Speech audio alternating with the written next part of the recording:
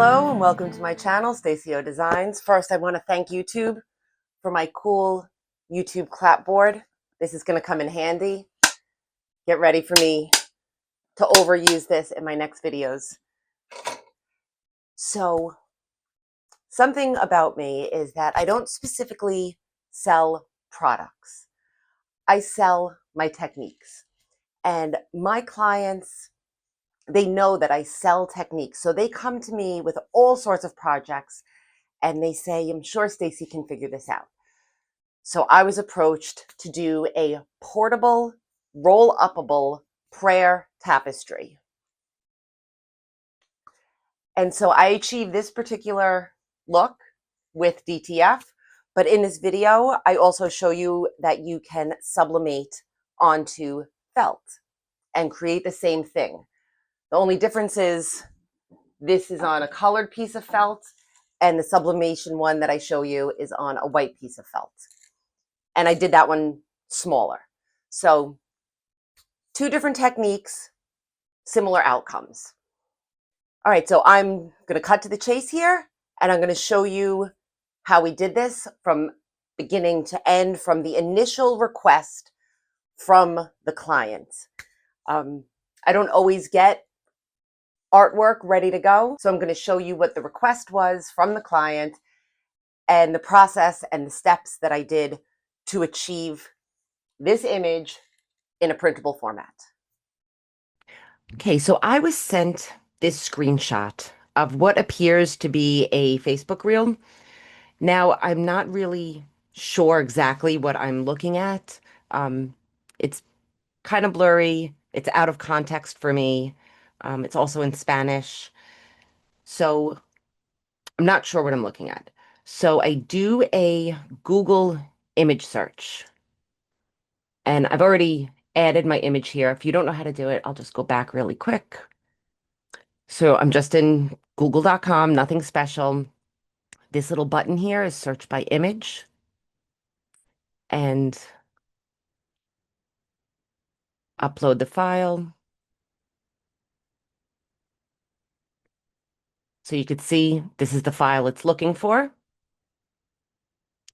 If I scroll down, I don't exactly see that same exact image. Plus, even if I did find it here, these are not printable.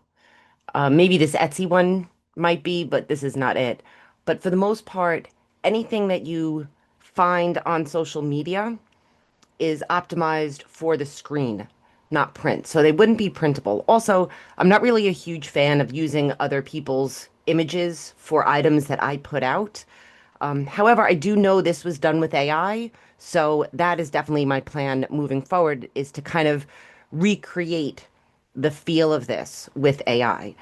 I just need to figure out exactly what the image is. So if you go back up here, so right now we're at all. And then if you go to exact matches, nothing comes up. And then you can go through all of these, but nothing comes up. What I did, I went over here to this first one called AI mode. So now it's figuring out what I'm looking at. Truthfully, every time I do this for this particular image, because I tested this before I started recording, it keeps giving me different explanations. But I took that. I took what it explained to me what it was and used it as my prompt to generate an image with AI. So let's say I copied this. I'm going to go over here. I'm going back into Photoshop, but you can use any AI generation tool that you're comfortable with. I already have Photoshop with generative AI, so this is what I use. So first, before I generate my image, I create my artboard. I create my artboard the size of what I'm printing it on. So in this case, it's 12 by 19, and I set the DPI to 300. So let's just do that really quick so I can show you. I do set it to CMYK. So right here, I'm gonna put in the width of 12 and 19 is already at 300 dpi, and create. And then here you go up to edit, generate image, and then paste in the description that Google AI gave you. And I'm not even going to mess with all of these things. I'm not even going to play with this. I'm going to go straight to style and click choose image and upload my reference image that the customer gave me. And then when I click generate,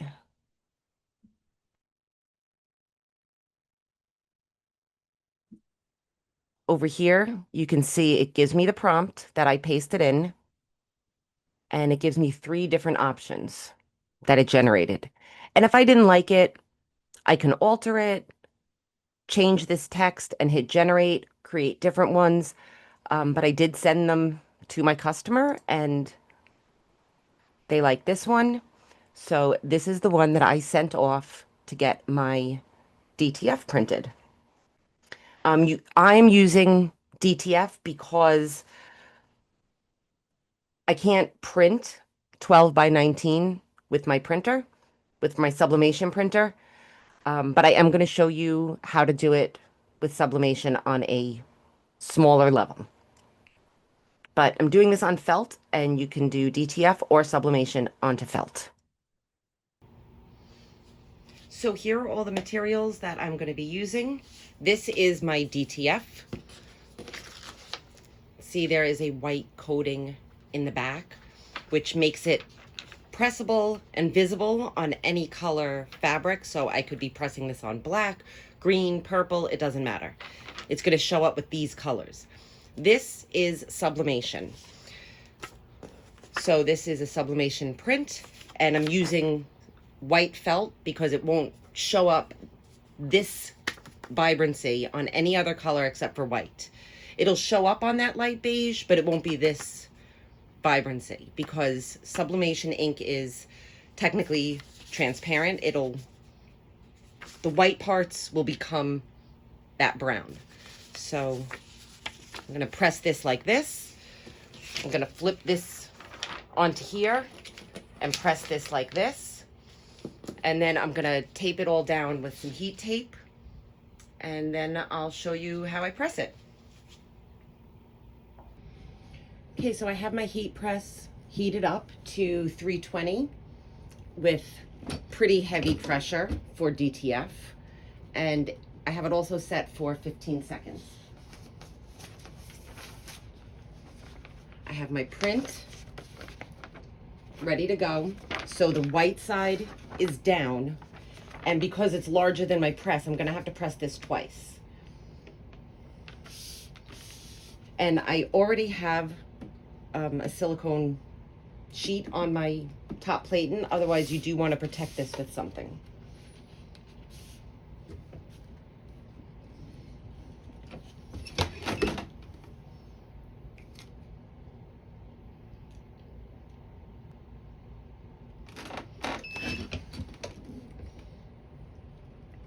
Okay, and I'm just going to press this little bottom piece. I'm just going to feel where the heat stopped. So right about there. Ooh, this is very hot.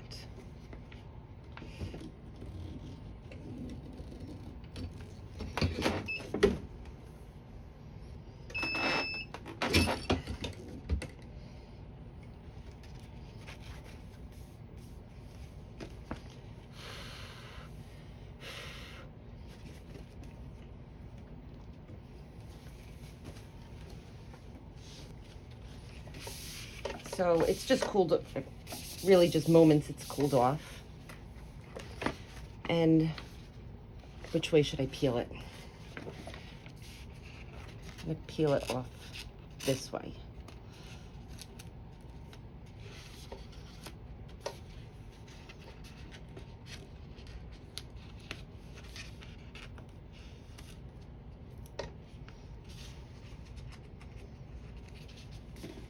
I gotta do this on something flat.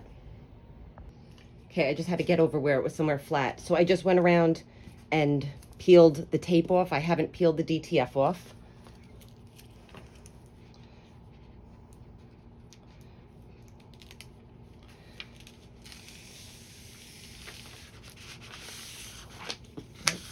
It looks like I missed a piece of tape. Hold on.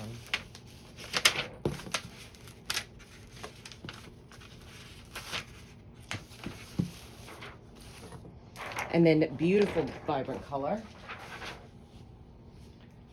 So what I'm actually going to do with this, I'm going to use my T-Seal finisher paper on it. You don't have to. You can just repress this and it'll be fine. But like you can definitely feel it right now. So I'm just going to do the T-Seal on it. I've been a little bit obsessed with it.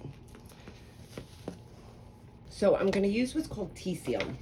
This is T-Seal. I know it looks like a piece of paper, but there's a silicone finish on here. And it really pushes that ink into the fabric so you don't feel it as much.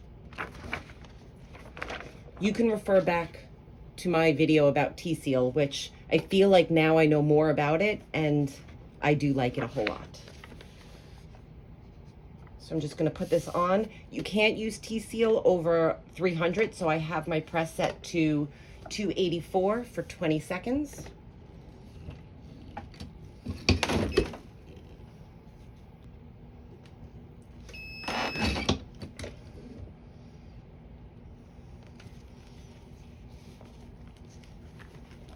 You just let it cool a minute and peel it. And then I'll do the other half.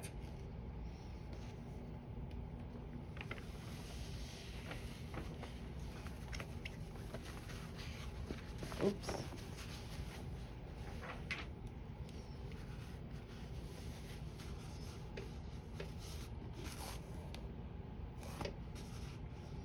Right about there.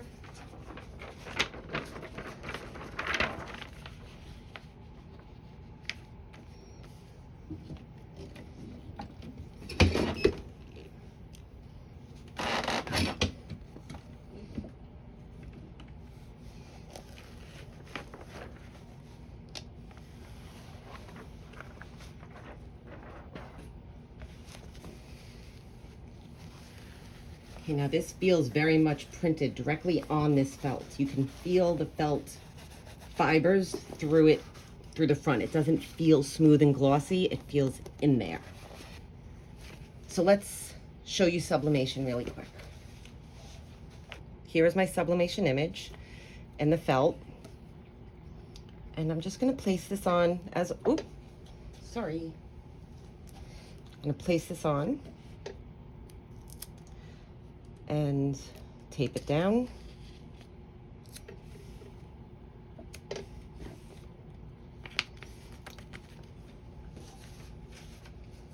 And with sublimation, we do print side down, so I'm gonna flip it over. And for anyone asking, I'm using A-Sub paper right now. I'm gonna put it in between some blowout paper. Okay, and I'm pressing this because it's felt. It's very easy, quick to press. I'm doing 375 for 45 seconds.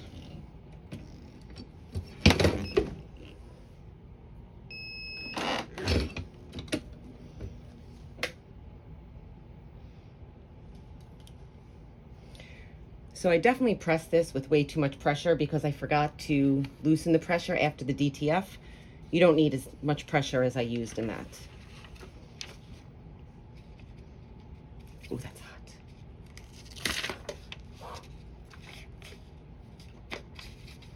Okay, so here you go. I'm gonna hold it like this. And I'm just gonna cut around and kind of make a little mini one. But in retrospect, I wish I did the larger one this way, where I cut around the image as opposed to trying to fit the image into a pre-existing shape.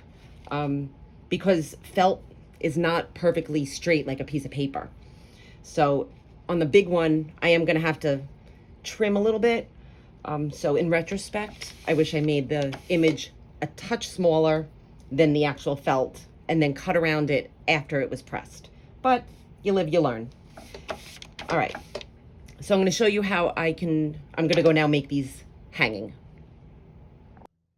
I'm using a 12-inch 3/4 round dowel and making a hole with a drill about 1/2 inch in from the edge on each side.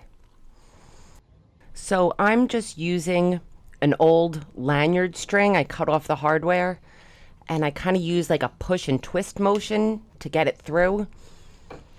And then once it's finally through, do that on both ends, figure out the length that you need it, and then you can just make a knot. I needed to burn mine a little bit so that it didn't fray, but you can really use anything for this. You can use ribbon, you can use chain, you can use string. It totally doesn't matter. It's completely preference.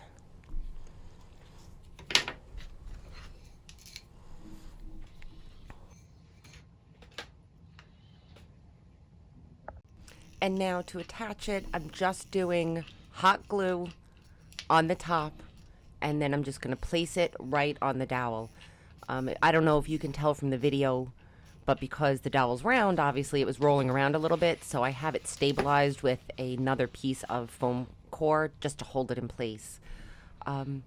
So for the rest of this clip, my hair was mostly in the way, but you get the gist of it.